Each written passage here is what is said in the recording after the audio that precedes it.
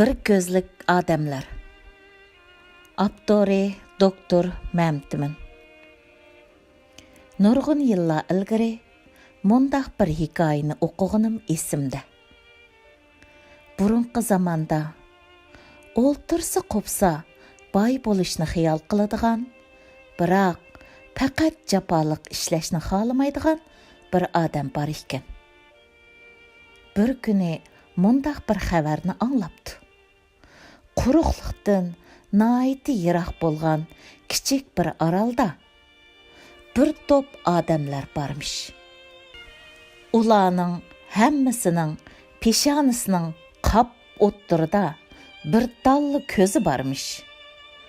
Bu adam bu xabarni anglagandan keyin boy bo'lishning fursati kepti deb bak hayajonlanib ketibdi. U adam o'z-o'ziga debdiki, agar men u orolga borsam, u bir ko'zlik odamlardan bir nechchini tutib kelib, dunyoni aylanib ko'rgazma qilsam, bir oyda manch pul topsam, bir necha yilga bormay millioner bo'ladi ekanman.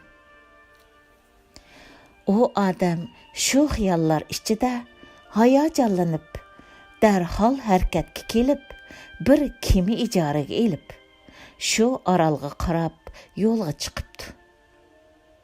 Bir necha oydan keyin u orolga yetib berdi.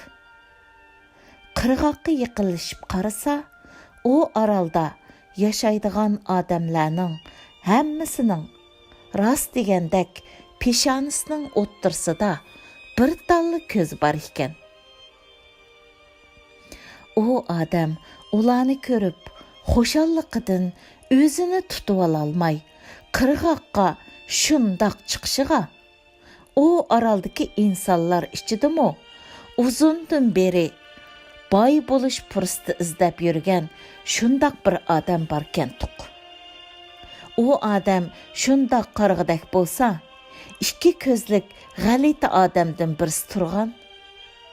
Shuning bilan u bir ko'zlik odam endi boy bo'lishning fursati kepti deb, u ikki ko'zlik odamni tutib, u orolni aylantirib, ko'rgazma qilib, pul tepish uchun elib ketibdi.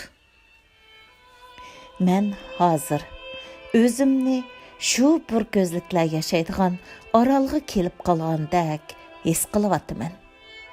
Yana qanchalik ikki ko'zlik odamlar shu bir ko'zlik odamlar tarafidan g'alati qatorda tutilib, ketilib, sazoyi qilinar.